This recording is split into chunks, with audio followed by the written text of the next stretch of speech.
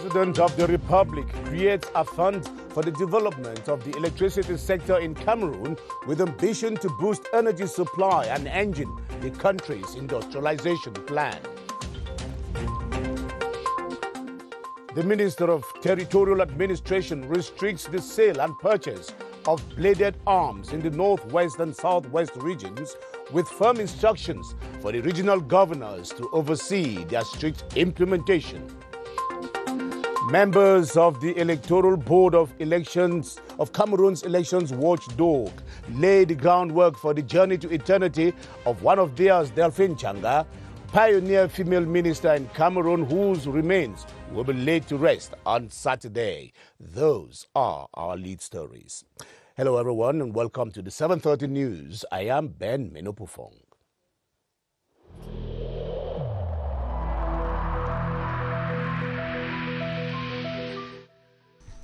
The wearing of face masks in public places will be mandatory until further notice.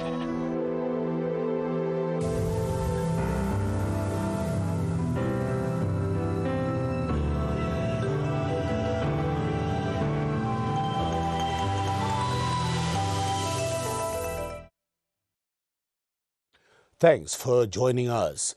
The electricity sector in Cameroon may be off to a promising future as a presidential decree signed yesterday has set up a fund to enhance the development of the sector in the country. The fund that has been placed under the supervision or the supervisory authority of the Ministry of Water and Energy will enable the state mobilize the necessary financial resources to execute projects to boost the volume of energy supply in Cameroon. Clarice Array-Takang has been reading through the text and is here with its main tenets. The fund comes in response to difficulties observed to step up the production, transportation, and supply of electricity. In this regard, therefore, its overall goal is to finance all activities related to electricity development. The presidential decree creating and organizing the development fund for the electricity sector equally spells out the missions which have to do with public policies, promotion of investments, follow-up and regulation, as well as human resources. This decree will help our government to start the feasibility study of new projects to satisfy the demand of electricity. For the household, this decree means that electricity rate cannot increase. Government will raise money to permit to start immediately maturation of new production projects. The special appropriation account will be expecting funds from a number of sources shared between the state and licensed electricity operators. The budget and priority works are subject to the prior approval of the President of the Republic. The public money will be spent via 5 counters, which are all connected to the purpose to be accomplished or project to be executed, in line with the missions of the fund, which has as authorizing officer the Minister of Water and Energy. Cameroon's electricity utility facility Eneo is breeding frustration in its customers with its billing system that goes galloping every month end. From the month of June till today, the bills have been on a steady climb without any corresponding justification from Eneo for the constant hike. To most of the clients, they are being compelled to foot bills that do not reflect their monthly consumption. Constantine Baum now reports on the brewing standoff between Eneo and its customers, whom he says are yet to benefit from the protection of the regulator. From the month of June, ordinary customers have been raising questions on the Eneo's monthly billing system. I realized that our bills were excessively very high compared to the previous bills we used to have. A calculator 50, a kilowatt at 50. Another time you will see they will come to 79, 80, 85, so I don't really understand. The coronavirus threat caused Eneo to introduce a new reading system that consists of reading the meters once every 2 or 3 months. The bills are getting higher and higher. I don't just understand. This month you have another bill, the next month you have another bill without adding any appliances in the house. We don't see them when the agents come to read our meters, and the bills are not static. they fluctuate in a very wide range. That makes us to ponder if what they are doing is correct. We took these worries to INEW. Normally, estimation in the system not part of our bill, but it happened that within our practices, we started experimenting some activity on 30% of our customers. INEW has already received complaints and is now working to bring the estimate much closer to actual consumption. However, the company should involve customers in meter reading by permitting them take pictures and send with the actual reading. The Commission of Central African Forest, COMIFAC, will in the coming months recruit permanent staff for the running of its activities.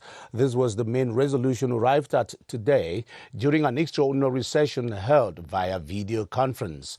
The extraordinary session, chaired by Cameroon's Minister of Forestry and Wildlife, Jules Dorendongo, who also doubles as COMIFAC's president, brought together ministers of forestry from the different Central African countries. Here is an excerpt of Minister Jules Dorendongo as he spoke to our reporter Raihanatu Sali.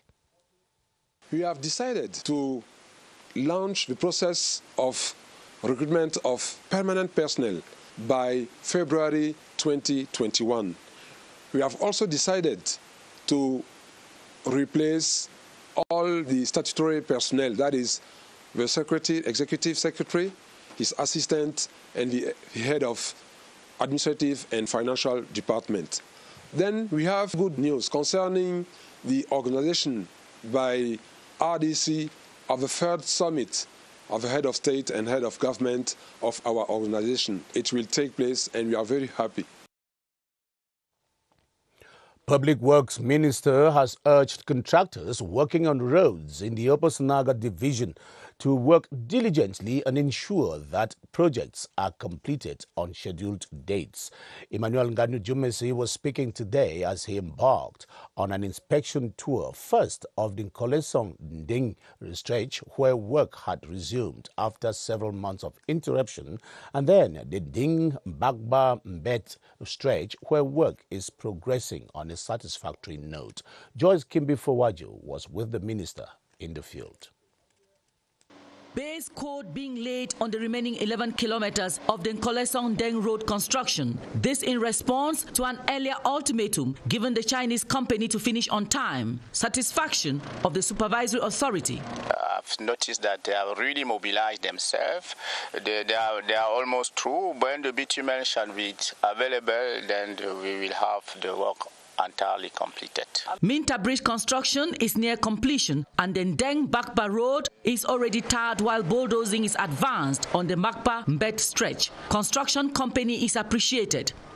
I have congratulated Burns because Burns is performing very well also, although the contract with Burns is not yet available.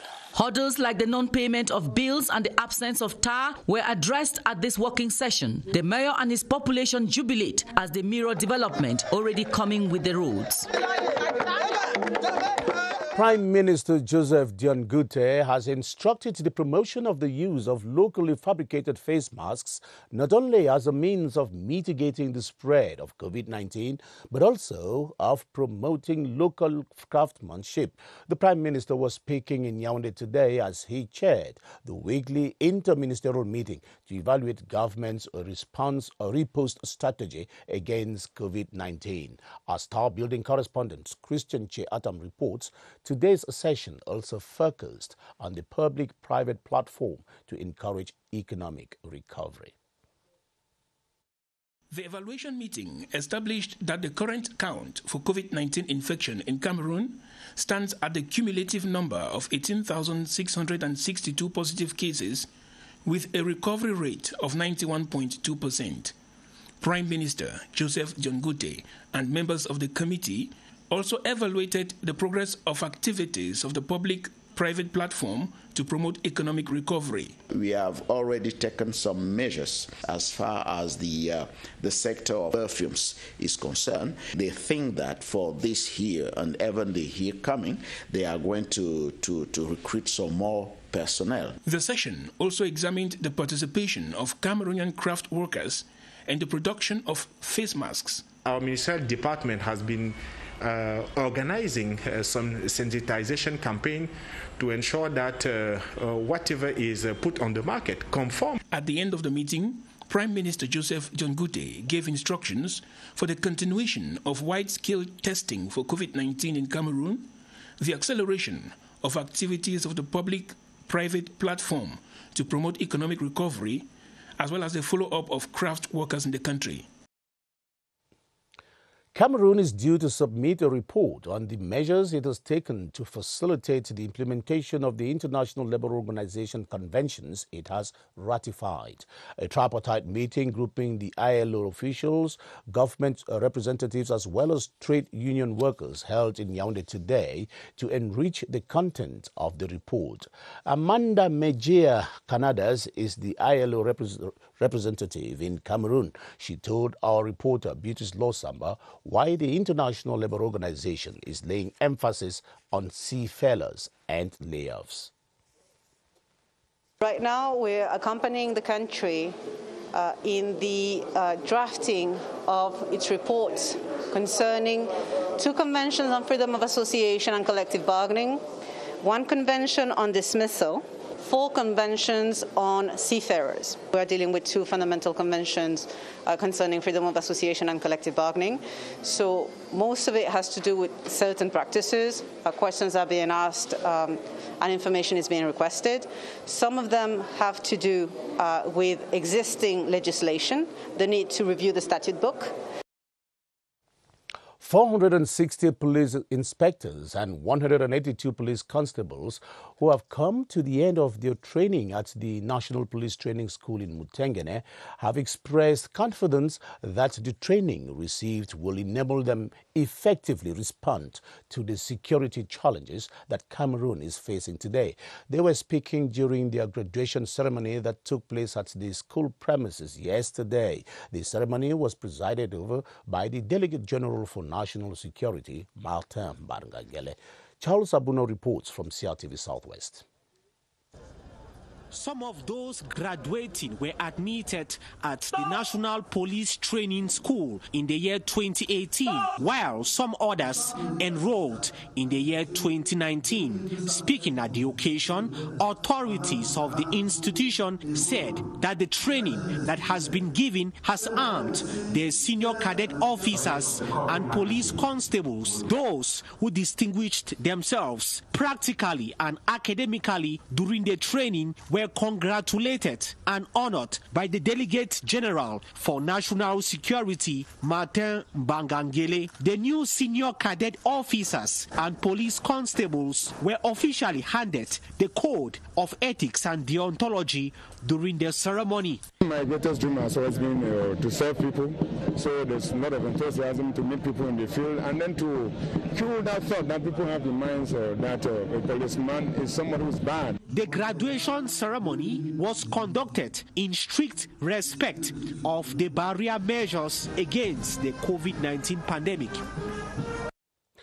In our Thursday from the regions tonight, we talk about birth certificates and children in the East region of the country. And that region of the country is currently ranked 8th on the National Civil Status Registration Office as the region with the lowest birth registration rate in Cameroon. Even though the population continues to grow, only 60% of the population own birth certificates, a big worry to the local administration who continue with sensitization campaigns to encourage parents and guardians to obtain the vital document for their children. Tala LT has the nature of the birth certificate situation in the East region. Statistics made public by the National Civil Status Registration Office, BUNEC, in the East region reveal that only 60% of the population own birth certificates. This sad situation is clearly visible in the subdivision of Manjung, a stone throw from the town of Betwa, where barely 30% of its 71,000 inhabitants can boast of an original birth certificate. The problem is not only that of birth declaration. We have grown-up men women who roam the street without a birth certificate. Since its implantation in the East region in 2017, BUNEC has been trying to find the root causes of the low level of birth registration, which its regional director outlined. A few number of civil status registration personnel, the few available personnel have not undergone a proper training. We also have the problem of long distances between civil status registration centers in this largest region, which has only 191 centers. In spite of these difficulties encountered, the government and its partners in development have for the past years been sparing no effort in making sure every child born in the East region has an original birth certificate. Let's now look at some of the measures that government is taking to assist the population to get that vital document. And the government of Cameroon, some national and international partners continue to make efforts to remedy the situation, especially for those in the East region. Mokum Robert Ashu visited some of the structures involved in the exercise to see what efforts are being made to encourage the people in obtaining the birth certificates for their children. Agency of the National Civil Status Registration Office is the main structure through which the Cameroon government, in partnership with some NGOs and other partners, is leaving no stone unturned to boost the level of registration and establishment of birth certificates in the East region. The Manjo Council is one of the localities with the lowest rate of establishment of birth certificates. To boost the rate, the council executive has embarked on a field sensitization campaign.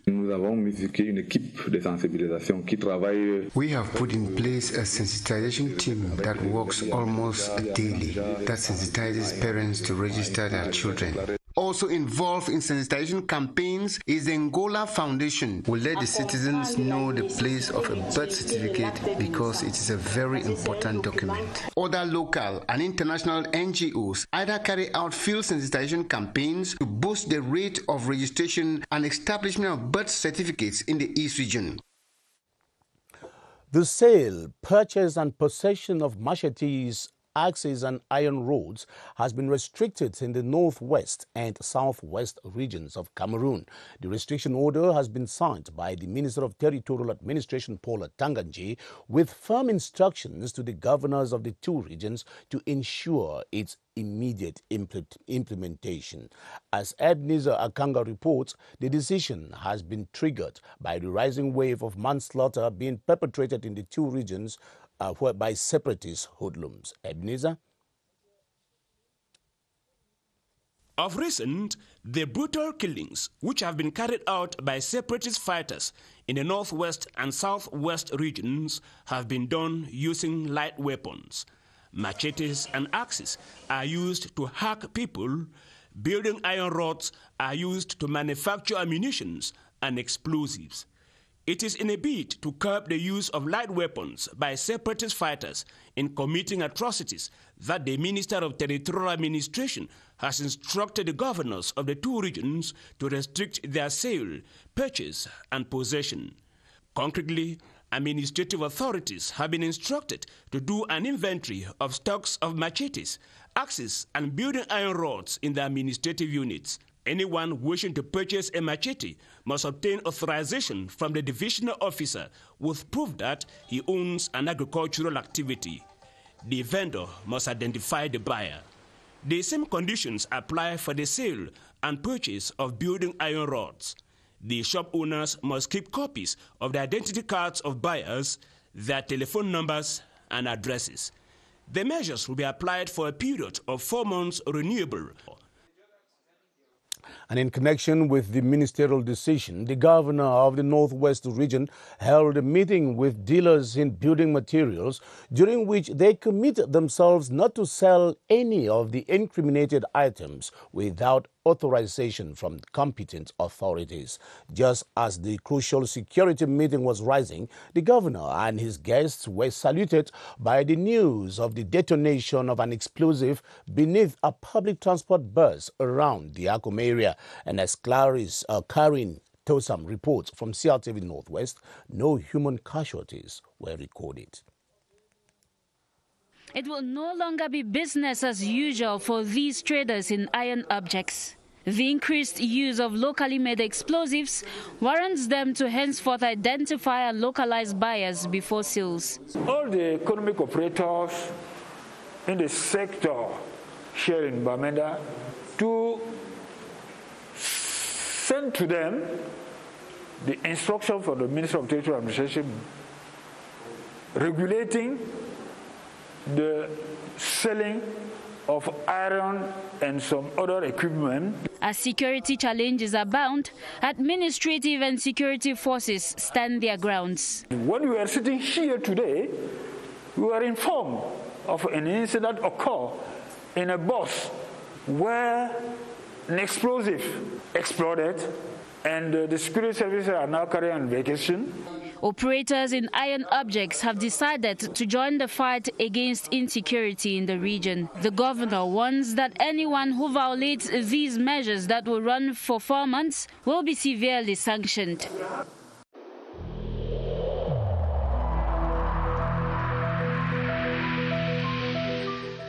We should bear in mind that negligence by a single individual can seriously harm the entire community.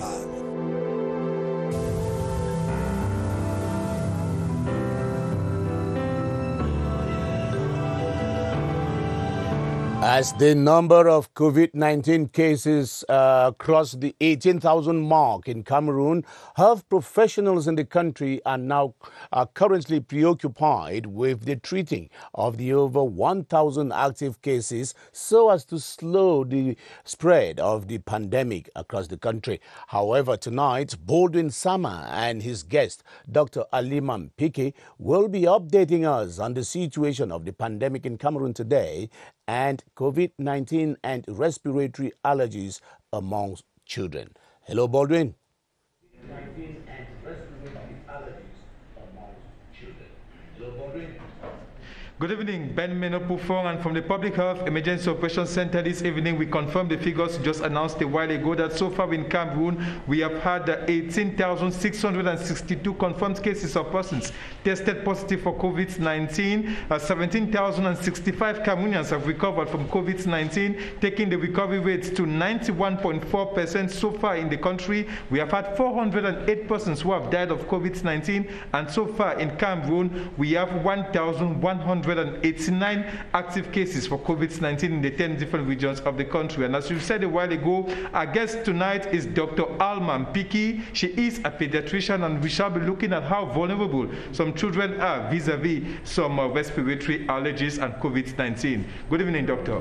Good evening, Barbie. Tell us, doctor, it's noticed that some respiratory allergies are common with children, such as sneezing. How does one make a difference between some of these respiratory allergies and COVID-19 symptoms for children? As you rightly said, Baldwin, respiratory allergies and COVID-19 both affect the respiratory system. They are thus going to have similar signs such as running nose and itchy eyes, which are only common for allergies. However, the other symptoms will be difficult to make a difference just by looking at the patient. Reason why we advise mothers who have children who present with any of those respiratory symptoms to take the child to the nearest hospital where a healthcare giver will be able to examine the child and tell them what to do. Doctor, do these symptoms make these children vulnerable to COVID-19? Every child is susceptible to catch COVID-19. However, those who have respiratory problems, chronic respiratory problems such as allergies, have a higher risk of developing severe forms of COVID-19. Reason why they are advised to respect even more the hygienic measures such as wearing their mask as from 3 years old, washing their hands regularly. This is not only going to protect them from COVID-19, but it's also going to protect them from the allergens, the dust and other particles that will provoke their allergies and make it even worse. Thank you so much, Dr. Aliman Piki, for being our guest this evening. We remind our viewers that you are a pediatrician, and we confirm the figures of tonight. 18,662 Cameroonians have been tested positive for COVID-19. Over 17,065 Cameroonians have recovered from COVID-19, taking the percentage of recovery to 91.4%, and 408 Cameroonians have died of COVID-19, with 1,189 active cases for COVID-19 existing in our 10 different regions. Back Back to you, Ben Menopufo. Thank you very much, Baldwin Sama, for those updates. It is appreciated. Members of the Electoral Board of Ileka met in an extraordinary session in Yaoundé today to prepare for the burial of one of theirs, Delphine Changa. The 85-year-old pioneer female minister in Cameroon died on the 16th of July 2020 in Yaoundé. Her remains will be coffined tomorrow for burial on Saturday. Details with Ebenezer Akanga. This extraordinary session of the Electoral Board of Elecam had only one item on its agenda: preparations for the burial ceremony of Delphine Changa. The session was presided over by the chairman of the Electoral Board of Elecam, Eno Abrams Egbe, and attended by the Director General of Elections, Eric Esusi. A condolence book has been opened at the headquarters of Elecam. Delphine Changa was member of the Electoral Board of Elecam until her death. After the extraordinary session, the members of the Electoral Board of Elecam paid a visit to the residence of the deceased in the Bastos neighborhood in Yaoundé. Meanwhile, preparations were being done at her residence for a wakekeeping without corpse. Her remains will be coffined this Friday in the mortuary of the referral hospital in Yaoundé and buried on Saturday in her native Mesebe village in Bankumu subdivision. Delphine Changa died on July 16, 2020 at 85 years. She was the first woman to be appointed minister in Cameroon. Given that the COVID-19 pandemic has imposed restrictions on the activities that holiday makers generally indulge in, anthropologists are proposing that parents take advantage of this interval to enable their children discover their culture and develop other skills in other informal sectors.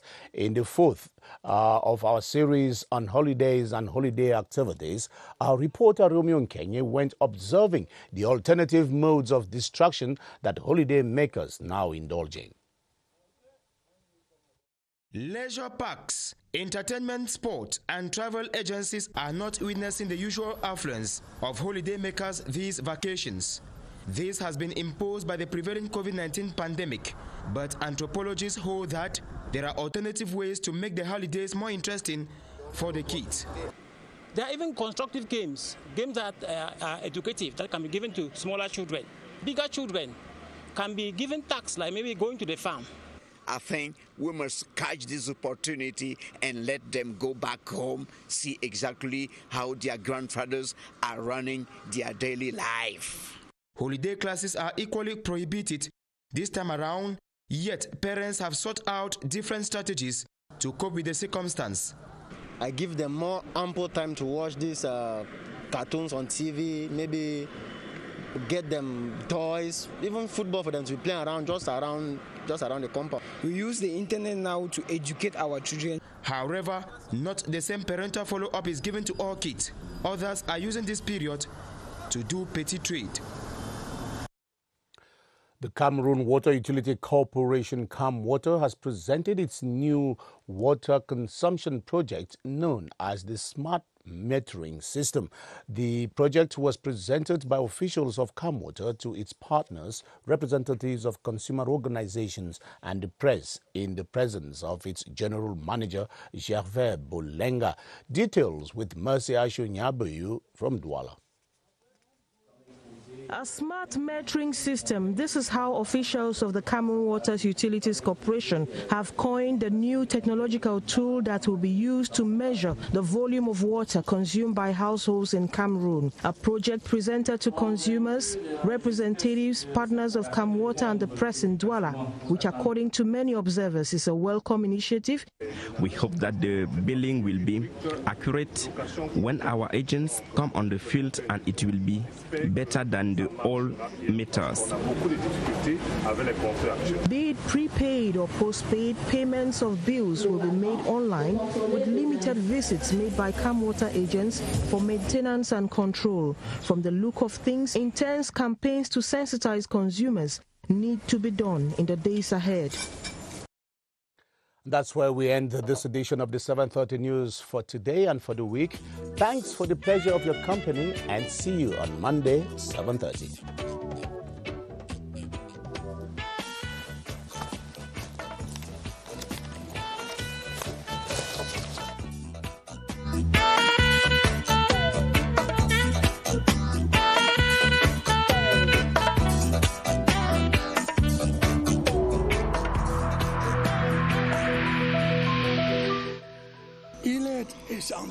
Each of us must comply with the measures that have been taken.